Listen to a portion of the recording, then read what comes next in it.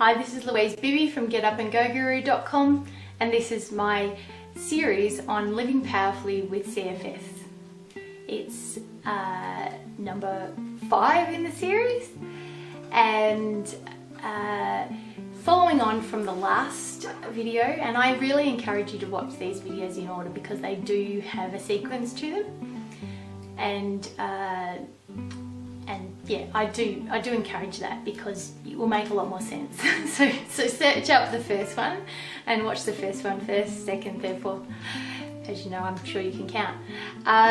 So this is number 5, and the previous one, the previous key to living powerfully with CFS that I believe is to focus on what you can control, not what you can't control,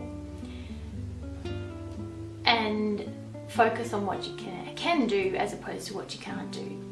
And towards the end of that last video, I gave you examples of things that you may be able to do.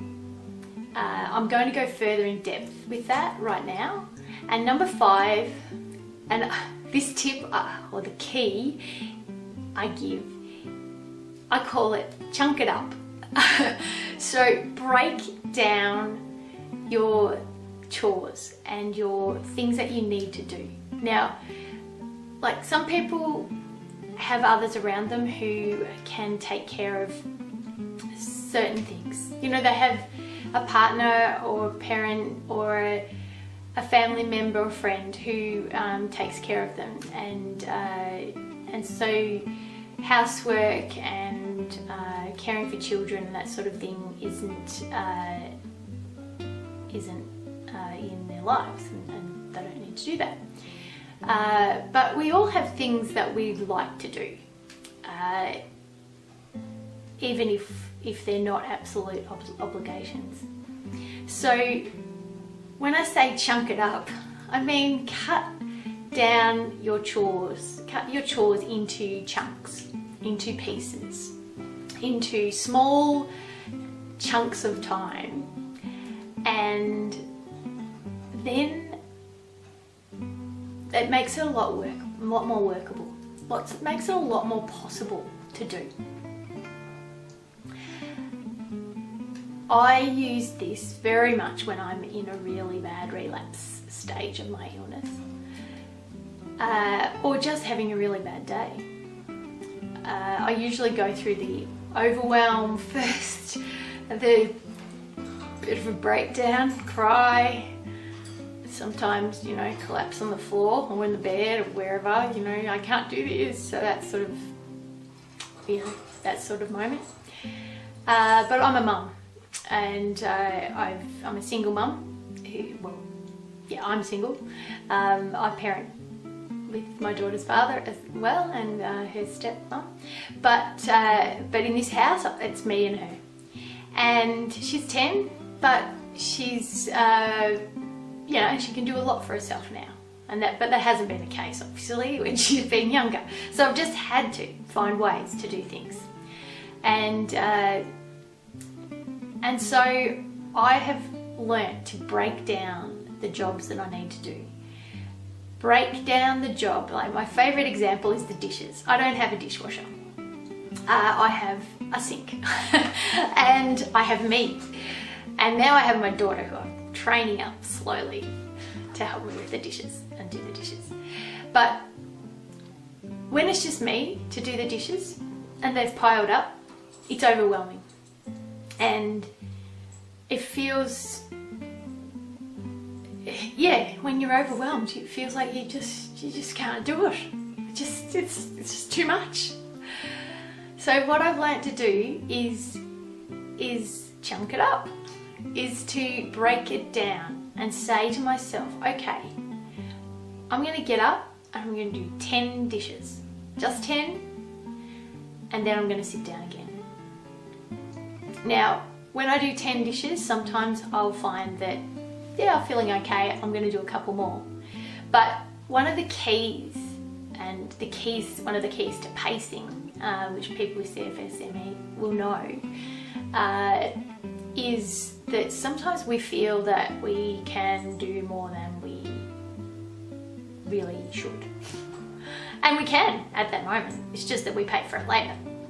So at those times when I'm really bad, I need to be very strict with myself in that I do the 10 dishes and I maybe do 2 more, but I then sit down and I then rest for probably double the time that I've spent on my feet, at least. And I also sometimes do this with a timer, and I say, okay, I'm going to do 5 minutes, just 5 minutes of dishes. And when that timer goes off, I strictly sit down. That's the rule. And I say that's the rule, but you know, I don't know whether you've picked up already, but you know that I break that rule sometimes.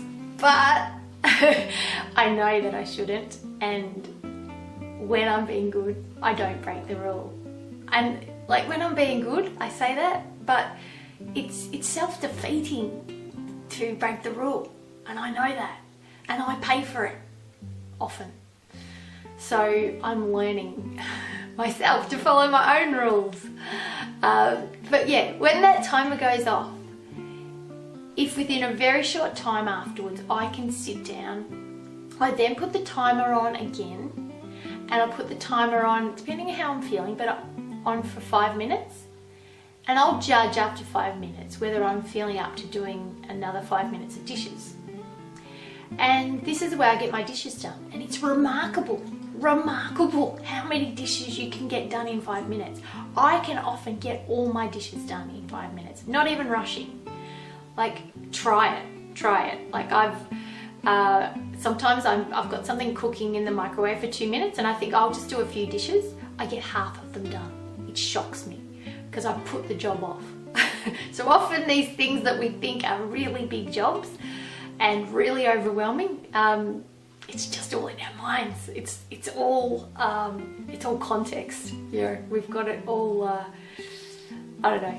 We've got it as a big burden, and it's not as big a burden as it appears. And so I break my housework down into these sort of chunks every time I tackle the housework on a big scale, which is not that often. I mean, I usually do it a little bit over the week, but usually on a weekend I'll do a good chunk of my day will be housework, but it's not housework like other people do housework, where it's just one thing onto one thing followed by another thing without rest. I know that usually at my very best during the day I can manage about half an hour at a time, and then I need to rest. And I've learnt the signs of when I need to rest. I start to get a certain type of headache, and I know that's a sign I need to sit down and rest my head. Well, sit down or lay down. I sit in my recliner and rest my head, and I can usually read. You know, if I'm at that level of health, I can usually read or do something like that. That's restful enough for me, but I need to rest my body and have my whole body weight be supported by something. And so I'll use a timer often for that too. And I use this timer because I know that I can very easily get consumed in a task, and I will end up doing too much, and then I'll pay for it for the following or the rest of the day, and the following day, and sometimes days after. So I know I need to pace myself. So breaking up your tasks into digestible chunks is a really good way of pacing yourself and learning those techniques of setting a timer, or of saying I'm going to put away this many pieces of dirty washing, pieces of clean washing. You're breaking it into numbers or time limits works really well. So I encourage you to do that, and let me know your feedback. You can email me, louise@getupandgoguru.com. You can go to the Facebook page, which is facebook.com/getupandgoguru, or on Twitter I'm at GetUpNGoGuru, just the N, not and, Get Up and Go Guru. And if you're interested in joining one of my group coaching programs that I'm developing, please let me know. One-on-one coaching is always available with me, but it's not always in someone's budget to do the one-on-one CFS coaching. And so I am working on a program, a webinar program that will be very accessible from a budgetary point of view for all people with CFS, but I will need a certain number of people to run each program. So please let me know if you're interested, and I'll let you know when the programs are running. Okay, so chunk it up, people, and I'll talk to you soon. Keep smiling. Bye for now.